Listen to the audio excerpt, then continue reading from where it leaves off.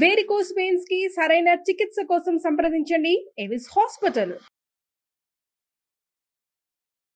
నమస్కారం, నేను రమారావి.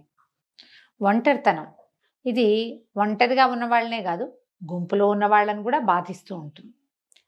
మన భావాలు ఇతరులు అర్థం చేసుకోరు. మనకంతా సమాజం, కుటుంబ సమాజం ఉన్నా, ఆఫీసులో జనం ఉన్నా, స్నేహితులు ఉన్నా కూడా మనకు భావాలు వాళ్ళకి అర్థం కావు. మన బాధ ఏంటో వాళ్ళకి అర్థం కాదు, అర్థం చేసుకోరు. ఇతరులకి అర్థం కాని బాధలు ఉన్నప్పుడు మనం ఒంటరిగా మిగిలిపోయామని అనిపిస్తుంది. ఎవరు నన్ను అర్థం చేసుకోవట్లేదు, నాతో ఎవరు అడుగు కలిపి ముందుకు రావటం లేదు, నేను చెప్పింది వింటలేదు, సహాయంగా ఉండట్లేదు. ఇలాంటి భావాలు మనకి జీవితంలో చాలాసార్లు కలుగుతాయండి. చాలా సడన్గా ఒంటరిగా అయిపోయామనిపిస్తుంది. ఇది మళ్ళీ ఏదైనా కోపమైతే జనాలతోటి మళ్ళీ మనం కలవగలిగితే, ఇటు కుటుంబంతో కానీ, స్నేహితులతో కానీ, సమాజంతో కనుక ముందుకెళ్ళగలిగితే ఇది ఒక తాత్కాలికమైన ఫేజ్గా ఉంటుంది. చాలా మంది జీవితాల్లో ఇది కనపడుతుంది. పెద్ద పెద్ద సమాజం, కుటుంబ సమాజాలు చాలా పెద్దవిగా ఉన్న వాళ్ళకు కూడా ఇది అనుభవంలోకి వస్తుంది ఎప్పుడో ఒకప్పుడు. అది కాకుండా నిజంగానే ఒంటరిగా అయిపోయిన వాళ్ళు, ఫ్యామిలీ ఎక్కువ మంది లేకపోవటం, తర్వాత భర్త చనిపోవటమో లేదా భార్య చనిపోవటమో, ఎక్కువగా ఆడవాళ్ళు అయితే దీనికి గురవుతారు. మగవాళ్ళు ఏదో పని చేసుకుంటూ ఉంటారు. స్త్రీల కోసమే ఇది చెప్పాలని అనుకుంటున్నాం. భర్తలు చనిపోవటము, లేకపోతే సెపరేషన్ అవ్వటము, సెపరేట్ అయిపోయాక పిల్లల కోసం మళ్ళీ ఇతరత్ర వివాహాలు అవి ఆలోచించకుండా పిల్లల్ని ముందుకు తీసుకెళ్తమేలోనే వీళ్ళు దృష్టి పెట్టుకుని ఉండేవాళ్ళు. లేదా ఎప్పటికీ వివాహాలు కాకుండా ఫ్యామిలీతోటి పెద్దగా సంబంధ బాంధవ్యాలు లేకుండా ఒంటరిగా ఉండిపోయేవాళ్ళు. వీళ్ళు ఈ ఒంటరితనాన్ని ఎలా జయించాలి, నాకెవరు లేరు, తోడు లేరు, చెప్పుకునేందుకు అమ్మలేదు, ఇలాంటివి వస్తూ ఉంటాయండి. నాకు వచ్చే మెసేజ్లో చాలా మటుకు ఏదో ప్రాబ్లంలో ఉన్నానండి, చెప్పుకోవడానికి మా అమ్మ లేదండి అంటారు. అమ్మున్నా అమ్మతోటి ఆర్చేది తీర్చేది ఏం ఉండదు కొన్ని సమస్యలకి. కానీ ఈ లేదన్న లోటు, నేను ఒంటరిదాన్నన్న భావన విపరీతంగా బాధిస్తుందండి. అందరూ ఉన్నా కూడా ఒంటరిగా ఉండే వాళ్ళు అక్క చెల్లి ఇద్దరు ఉంటారు. అప్పుడు కూడా వాళ్ళకి ఒకరితో ఒకరికి పడదు. నేను లోన్లీ ఫీలింగ్లో ఉంటాం. మనకే లోన్లీగా అనిపించడం ఎప్పుడూ సహజమే కొంతమందికి. దీనివల్ల డిప్రెషన్కి గురవుతారు. క్రమంగా ఏమవుతుంది, సమాజం మీద అయిష్టం వచ్చేసి పోట్లాట కోరులుగా తయారయ్యే వాళ్ళు కొంతమంది అన్నిటికీ పోట్లాడతారు. చెప్పుకునేందుకు దిక్కులేకపోవటం వల్ల చివరికి పోట్లాట కోరుతనం వస్తుంది, డిప్రెషన్ వస్తుంది, మానసిక సమస్యలు చాలా రకాలు వస్తాయి. దాంతోపాటుగా డయాబెటీస్ వస్తుంది సహజంగా అండి. డిప్రెషను, ఈ ఒంటరితనము, ఈ సింగిల్గా థింగ్స్ని హ్యాండిల్ చేయలేకపోవటము, వాటన్నిటి వల్ల మనం సమస్యల్లోకి వెళ్తూ ఉంటాం. ప్రధానంగా మనం ఒకటి అర్థం చేసుకోవాలండి, లోకంలోకి మనం ఒక్కళ్ళమే వచ్చాం, మనతో పాటు ఎవ్వరూ రారు.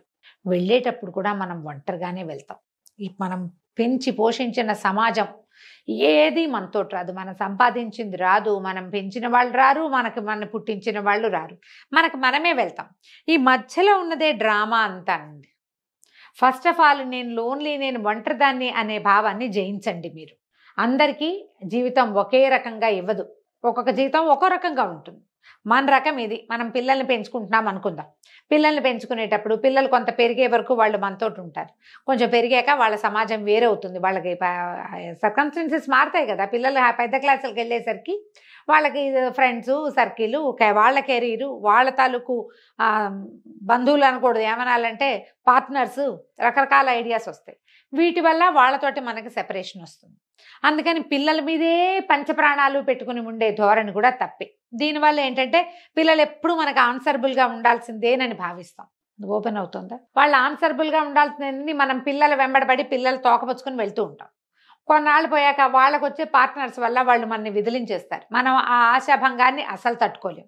అందుకని పిల్లలు ఉన్నా లేకపోయినా కూడా మన ఒంటరితనానికి మనమే సమాధానం చెప్పుకోవాలి. పిల్లలని సమాధానంగా భావించకూడదు. పిల్లలు ఒక పార్ట్ మాత్రమే. రెక్కలు వచ్చాక వాళ్ళ జీవితాలు వాళ్ళవి. వాళ్ళని వాళ్ళ రకంగా పోనిచ్చి మనం మన రకంగా వెళ్తూ ఉండాలి. వదిలేయమని చెప్పట్లేదండి, చెప్పే పాయింట్ని సరిగ్గా అర్థం చేసుకోండి. మనకి వేరొక దారి ఎప్పుడూ ఉండాలి. దానివల్ల మనము హాయిగా ఉంటాం, మన పిల్లలు హాయిగా ఉంటారు. ఈ వేరే దారిని ఎలా ఏర్పరచాలి? ఎవరి పద్ధతిని బట్టి వాళ్ళు వెళ్ళాలండి. మీకు ఏదైనా వినడం ఇష్టమైతే వినండి. ఎక్కడ మంచి స్పీచ్లు లభిస్తాయో అక్కడికి వెళ్ళి వింటూ ఉండండి. మీకు ఏదైనా చూడడం ఇష్టం, వేరు ప్రాంతాలకు ఒక చిన్న గ్రూప్ ఆఫ్ ఫ్రెండ్స్ని ఏర్పరచుకుని చక్కగా గుళ్ళు గోపురాలు లేకపోతే ప్రకృతి దృశ్యాలు ఉండే చోట్లు. అందరికీ గుళ్ళు గోపురాలు ఇష్టం ఉండదండి, నేను ముందే చెప్తా. కానీ అది కాదు, సైట్ సీయింగ్ అయినా వెళ్ళొచ్చు, రకరకాల ప్లేసులు చూడడం. మీకు ఏదైనా చదువుకోవటం ఇష్టం, శుభ్రంగా మంచి పుస్తకాలని మీ స్నేహితులుగా చేసుకోండి. తోట పని ఇష్టం, తోట పని చేయండి. ఇంట్లో పని ఇష్టం, ఇంట్లో పని చేసుకోండి. వంట ఇష్టం, 2-3 ఎవరికైనా ఫ్రెండ్స్కి వంట చేసి పెట్టండి. మీరు ఏదో ఒకటి చేసి, ఏదో ఒకటి మనకి సాయపడేది, మన ఒంటరితనాన్ని జయించేది, మనని సమాజంతో కలిపి ఉంచేది అయిన పనిని ఒకదాన్ని పెట్టుకోండి. దీనివల్ల మీరు ఒంటరిగా ఫీల్ అవ్వరు. మీకు ఒక ప్రత్యేక సమాజం ఉంటుంది.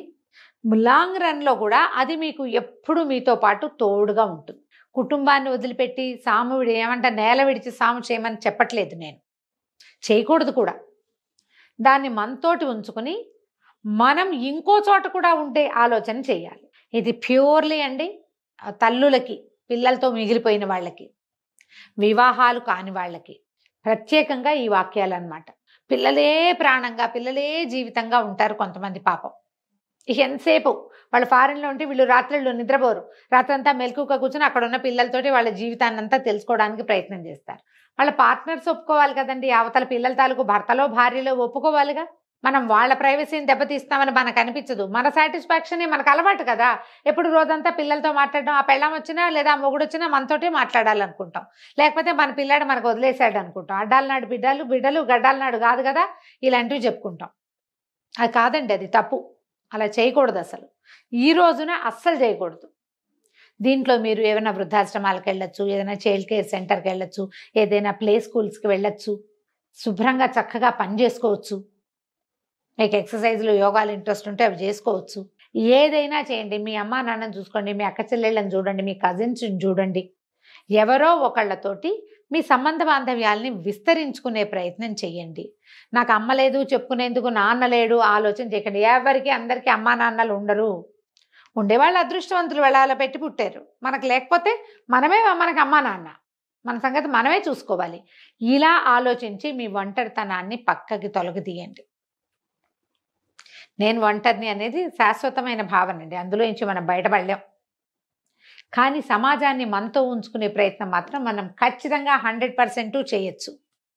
అలా చేయడానికి ట్రై చేయండి. మీ అక్క చెల్లెలతోటో, అన్నదమ్ములతోటో సంబంధ బాంధవ్యాలు, ఆస్తుల వల్ల కావచ్చు, వివాహాల వల్ల కావచ్చు, ఏదైనా సమస్యలు కావచ్చు, దేంతో ఒక దాంతో మనకు వాళ్ళతో సెపరేషన్ వచ్చేస్తుంది. అప్పుడు మనకి దగ్గరలో ఉన్న వాళ్ళతోటి మనం స్నేహ సంబంధాలు నెరిపితే గనక ఆ లోటు పూర్తిగా తీరదండి, లోటు పోదు పూర్తిగా, కానీ గ్యాప్స్ కవర్ అవుతాయి కొంత. ఆ గ్యాపులు కవర్ చేసుకుని ఈ ఒంటరితనం అనే బ్రహ్మరాక్షసికి చిక్కకండి మీరు. దానికి చిక్కితే నేను ముందే చెప్పా కదా, బోల్డెన్ రకాల సమస్యలు వచ్చేస్తాయి. ఈ సమస్యల వల్ల మీరు బాధపడతారు, ఇతరత్రా మీ చుట్టూతా ఉన్న ప్రపంచాన్ని కూడా బాధిస్తారు. అందులోకి వెళ్ళకుండా ఒంటరితనాన్ని జయించడానికి ఏం చెయ్యొచ్చో చూడండి. ఇందులో అసాంఘిక కార్యక్రమాలకి వాటికి పాల్పడద్దు, అనైతికమైన చర్యలకి దిగద్దు. పూర్తిగా సాంఘికమైనది, నైతికమైనది, మనకి ఇహానికి పరానికి కూడా ప్లస్ అయ్యేది ఏదైనా ఉంటే వాటిని సెలెక్ట్ చేసుకుని వాటితోటి మీ ఒంటరితనాన్ని దూరం చేసుకోండి. ఆలోచించి చూడండి. నమస్కారం.